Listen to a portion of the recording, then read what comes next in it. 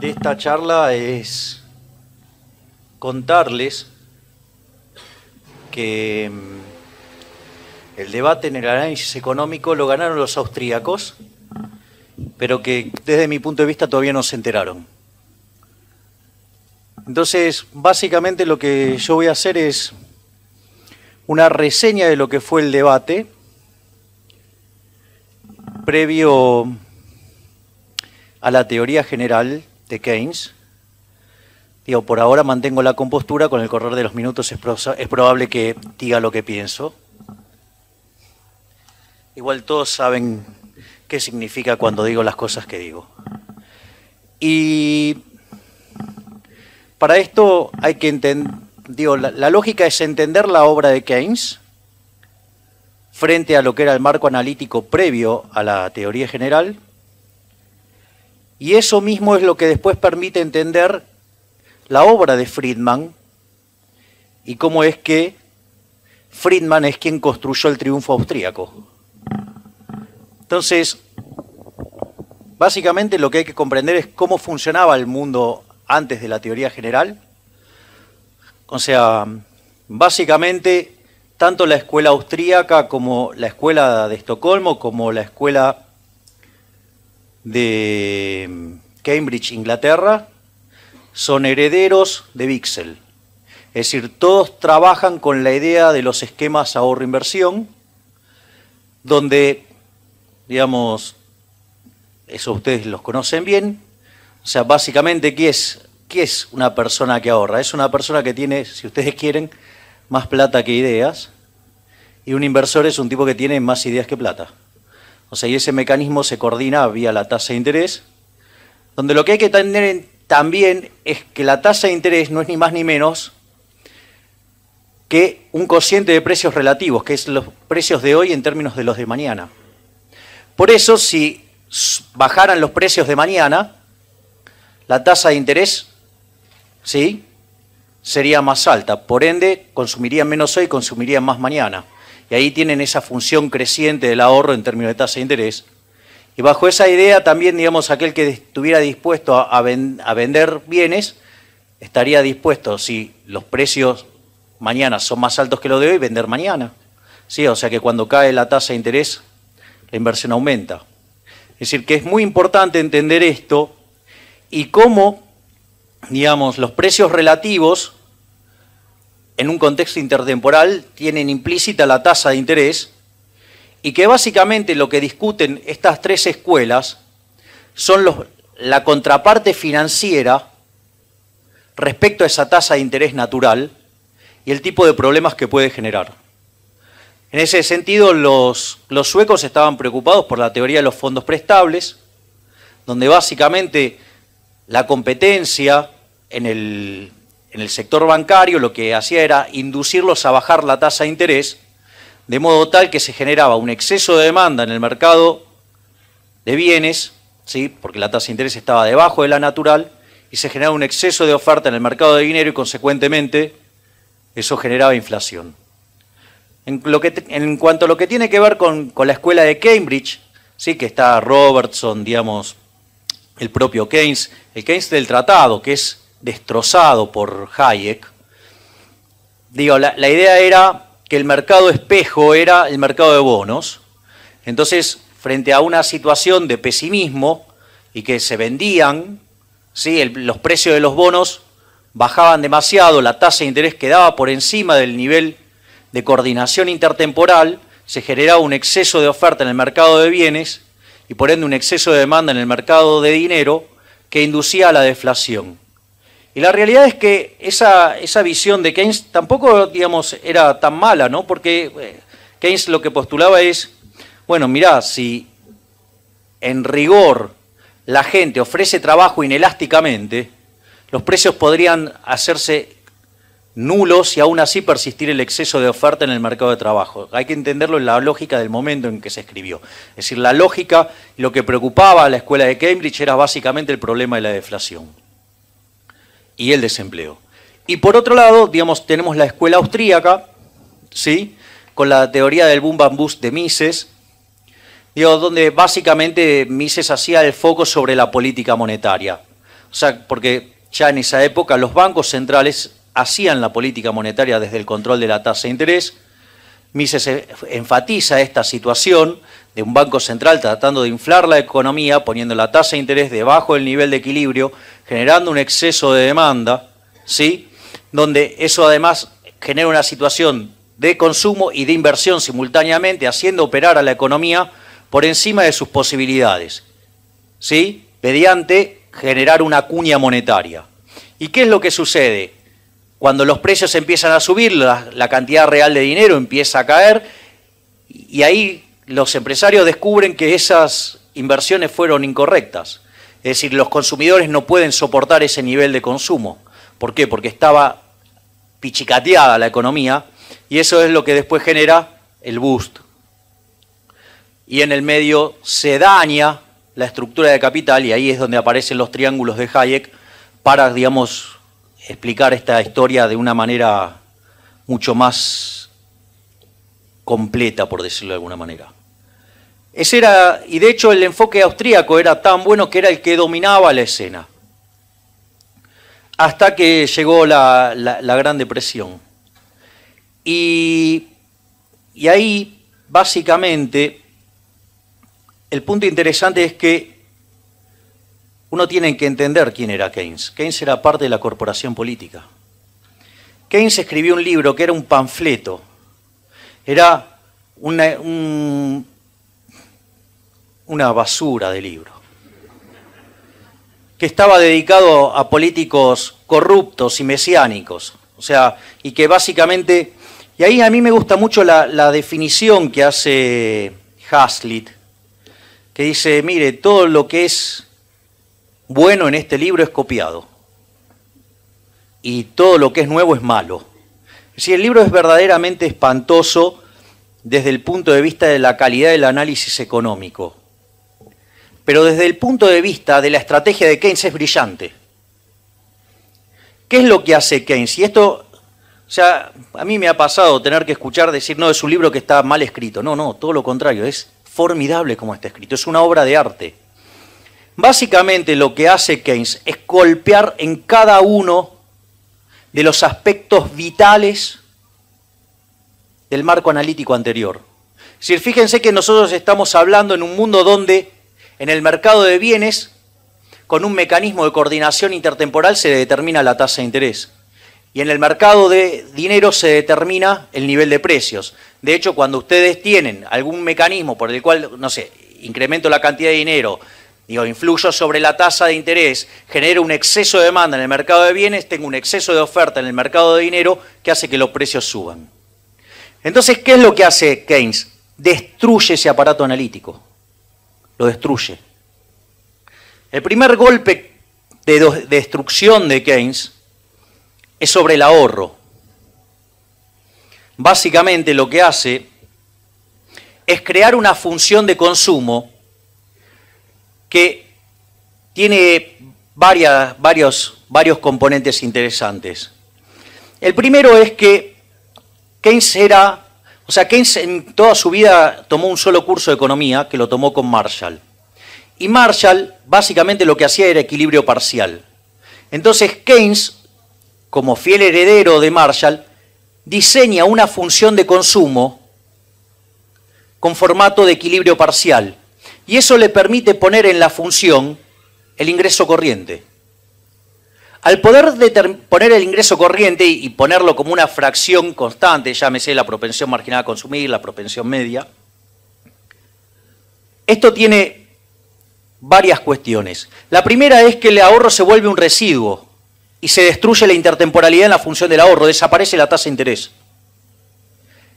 Y como si todo esto fuera poco, esa construcción le permite, en términos matemáticos, derivar el multiplicador y con ello el ajuste de cantidades. Elemento crucial para modificar el nivel del producto con manejo de la demanda agregada y con impacto sobre el nivel de empleo. Básicamente lo que querían escuchar los políticos. Entonces ahí destruye el primer elemento del mercado de bienes, donde hace que el ahorro quede desconectado de la tasa de interés y en lugar de ser algo intertemporal es un residuo, ¿sí?, que surge entre el ingreso y el consumo. El segundo elemento fenomenal es la función de inversión. Cuando ustedes toman el primer capítulo, que es el 11, es formidable. La descripción de la teoría de la inversión es formidable. Ahora, en el capítulo 2 se deshace todo. Y termina diciendo que la inversión básicamente está guiada por una cuestión lírico-testicular, por decirlo de alguna manera. Algo así como que invierten si se les canta las bolas. O sea, que es la idea de los animal spirits. O sea, disculpen el vocabulario técnico.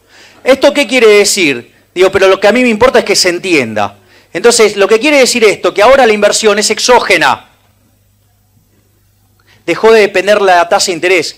Entonces, la inversión no depende de la tasa de interés. El ahorro no depende de la tasa de interés. Ahora en el mercado de bienes se puede determinar cualquier cosa menos la tasa de interés. Entonces, eso lo que hace es no solo romper la intertemporalidad y destruye la macroeconomía del capital y la convierte en la macroeconomía del trabajo. ¿Por qué? Porque ahora lo único que puede determinar con ahorro y con inversión es el PBI. Y de ahí aparece el milagro de la multiplicación de los panes. Porque, a ver, ¿qué es lo que le va a decir Keynes después de esto a los políticos? Mire, usted con el gasto público es la continuidad del brazo de Dios.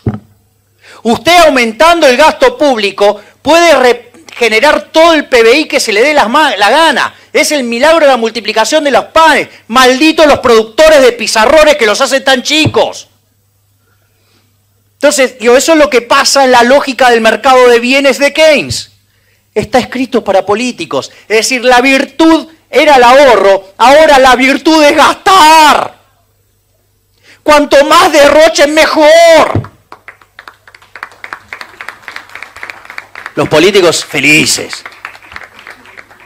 Ese es el primer punto. Se determina en el mercado de bienes ahora, entonces, el nivel de ingreso. Con ajustes de cantidades, con milagro de la multiplicación de los panes. Fantástico. Vamos, todo sería formidable si no fuera porque es una basura y que está todo mal. Pero vamos al segundo punto. El segundo punto es el mercado de dinero. En el mercado de dinero, ustedes lo que determinan, como en cualquier bien, es el poder adquisitivo de ese bien. O sea, si yo tengo una economía peras y bananas y aumento la cantidad de bananas, el poder adquisitivo de las bananas en términos de peras cae. Necesito más banana para comprar la misma cantidad de peras. Con el dinero pasa lo mismo. Esto, digo, estaba explicado en Mises, en la teoría del crédito. Libro que se lo dieron a Keynes para traducir. La propuesta para que lo tradujeran, para que se tradujera al inglés. El señor Keynes dijo que ese libro era malo y que no tenía que ser traducido. Pero lo peor de todo es que el señor Keynes no sabía alemán.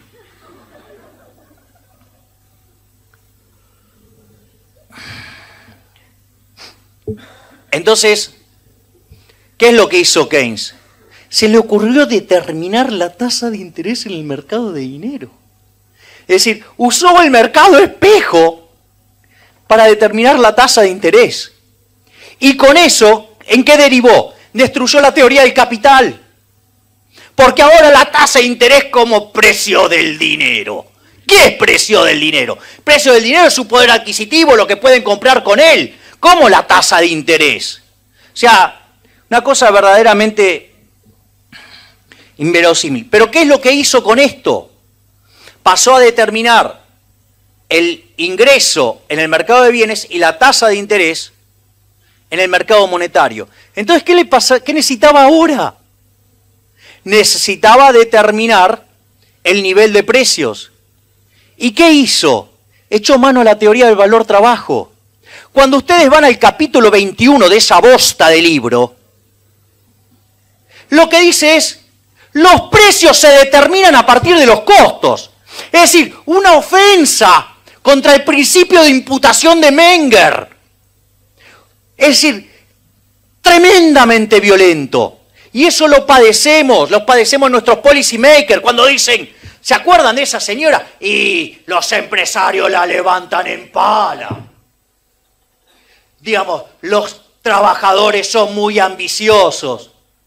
Muchachos, La inflación es siempre y en todo lugar un fenómeno monetario. Cuando ustedes emiten cualquier bien que aumenta por encima de su demanda, su precio relativo, su poder adquisitivo cae. ¿Qué quiere decir esto? Que cuando yo emito, ¿sí?, va a caer el poder adquisitivo del dinero. Por ende voy a tener suba de precios. Y si lo hago de modo continuo, voy a tener inflación. Frente a esta situación, aparece Milton Friedman. Lo interesante de Milton Friedman es que mientras que los austríacos se quedaron discutiendo en la Torre de Marfil, porque era un asqueroso libro, que era un panfleto y que no valía la pena discutir, se llevaron puesto a todo y le entraron a los políticos. ¿Qué es lo que hizo Friedman? Friedman se hundió en el barro keynesiano y dio la pelea en el barro keynesiano. Esa es la diferencia. Ustedes lo que tienen que entender es que hay tres Milton Friedman. Hay un Friedman de la academia, hay un Friedman de la divulgación de libros, La tiranía del status quo, Libre para elegir, Capitalismo y libertad, la serie Libre para elegir, ¿sí? Y hay un Friedman que es el mejor de todos, que es el Friedman de las conferencias.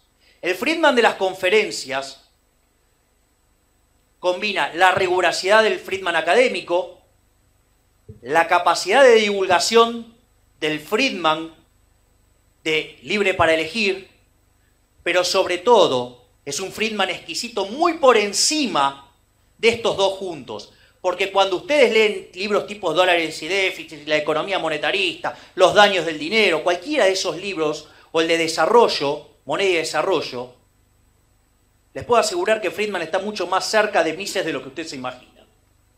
Si no, tomen las conferencias de Mises en Argentina y comparen con lo que dice Friedman. Lo que sucede es que hay un Friedman, que es el Friedman que pelea en la academia, en el barro keynesiano.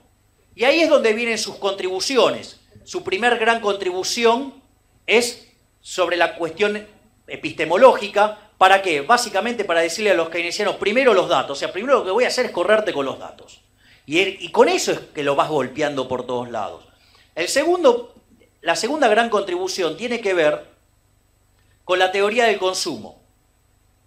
Es decir, desarrolla la teoría del ingreso permanente, arma una función de consumo intertemporal, recobra la tasa de interés y elimina ¿a quién? Al multiplicador. Se acabó el milagro de la multiplicación de los panes. La otra contribución donde viene, a partir de mediados del siglo XX la tasa de inflación se acelera. Los keynesianos no podían dar respuesta a esto.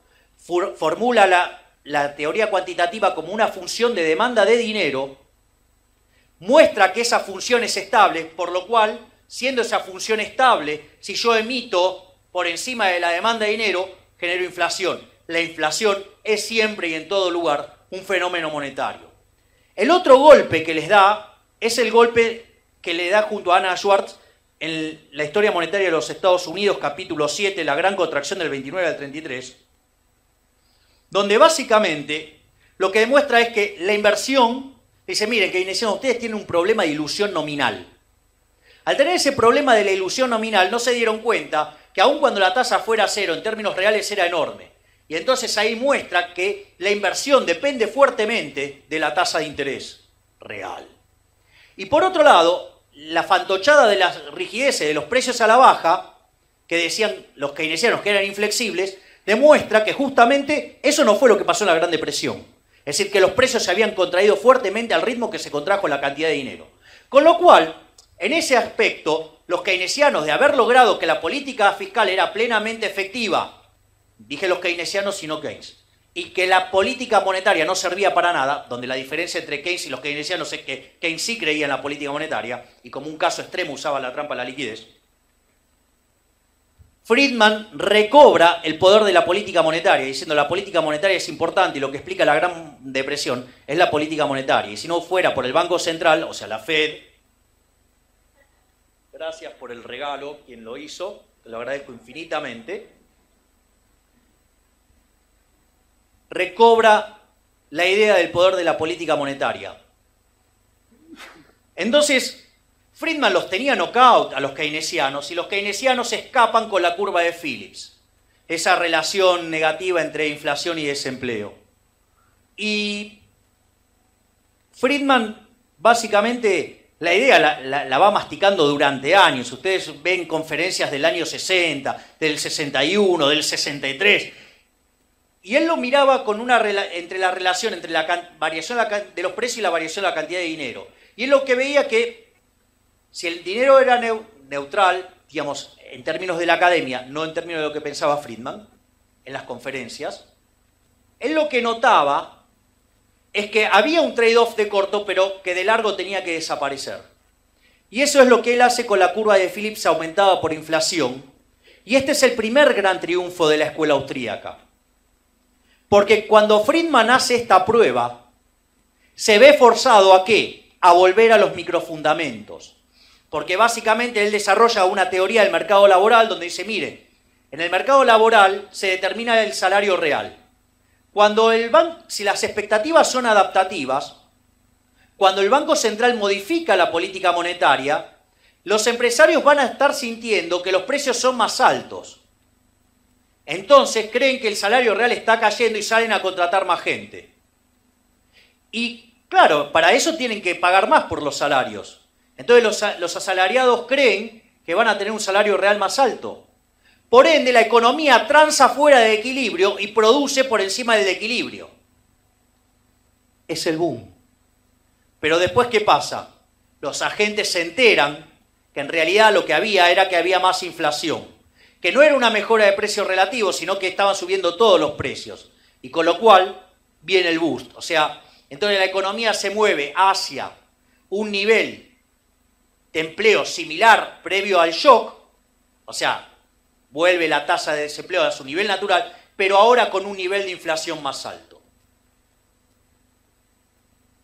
Y esto fue rematado básicamente en el año, esto fue en el año 68, en el año 72, Lucas los termina de aniquilar a los keynesianos con su paper sobre expectativas racionales y lo valida empíricamente en el año 73. Es decir, que lo que ustedes ven es que para terminar de batir a los keynesianos se necesitó volver a los microfundamentos, se necesitó volver a los austríacos.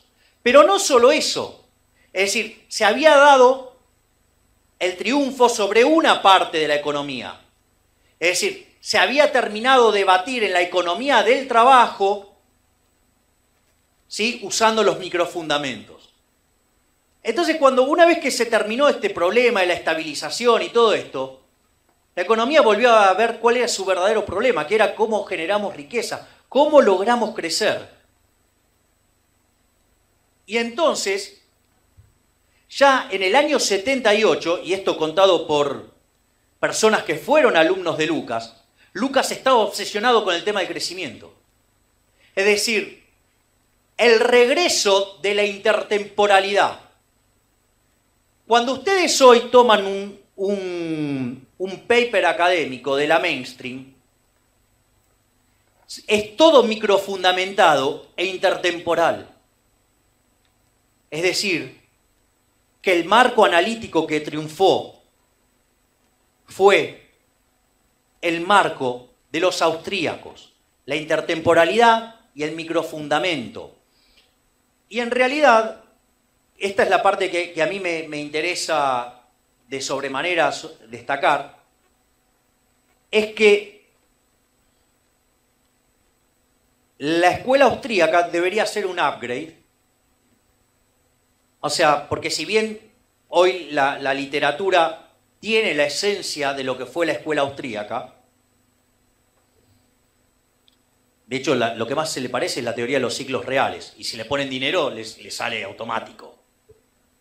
Pero al margen de eso, mi visión es que el problema con la construcción de la función de producción que está implícita en los trabajos austríacos no se puede explicar el crecimiento. Porque la presencia de los rendimientos constantes a escala hace que inexorablemente en algún momento el proceso se agote. Por decirlo de alguna manera, yo puedo crecer en tanto y en cuanto acumulo capital y trabajo. Ahora, el crecimiento de la población básicamente está exógeno. Entonces crece una tasa N, digamos 1%. Entonces, ¿qué es lo que pasa? Yo puedo acumular capital. Mientras que yo esté por debajo del nivel de equilibrio, voy a mostrar crecimiento. Pero eso también está en el modelo de Solow. ¿Y cuál es el problema?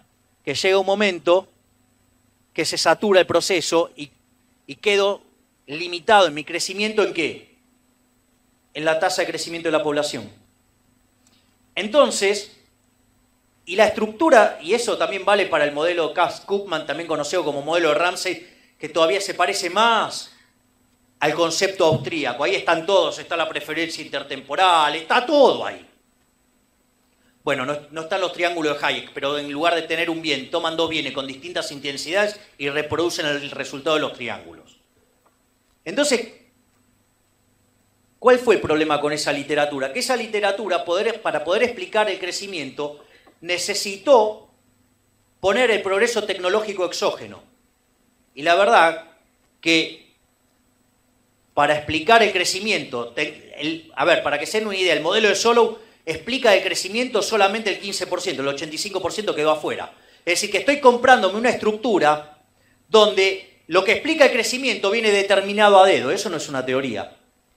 Y la teoría económica avanzó hacia los modelos de crecimiento endógeno, que obviamente, ¿de dónde salieron? De Chicago, con Paul Romer y con Robert Lucas, donde Robert Lucas es un heredero de Hirofumi Usawa, que fue el primero que generó el modelo de crecimiento endógeno con capital humano, aunque no se llamaba así en esa época, porque en Chicago en los 60 se elaboraba con esta idea del capital humano, a raíz del fracaso de las pruebas de Solow. ¿Y por qué la idea del capital humano? Porque ahora no tienen la restricción de acumular trabajo. ¿Por qué? Porque pueden educarse y consecuentemente crecer más. Entonces no se agota el proceso de acumulación. Y eso, digamos, es lo que hace Romer, lo que hace Lucas, y ahí nace la teoría del crecimiento endógeno. Por lo tanto, para cerrar esto, desde mi punto de vista, los austríacos ganaron el debate, se retornó a los microfundamentos, se retomó la intertemporalidad, se pueden rescatar los triángulos de Hayek en estructuras más complejas, pero para poder avanzar y ponerse a la vanguardia hay que poder explicar el crecimiento. Y la realidad, para poder volver a explicar el crecimiento, lo que hay que hacer, a pesar del error de la teoría del valor trabajo, es volver a Adam Smith. Con lo cual, si los austríacos combinaran todo ese aporte rico que se ha hecho junto a las teorías de crecimiento endógeno, más levantar los principios de Adam Smith, seguramente la escuela austríaca volvería a convertirse la mainstream de la economía. Eso es todo.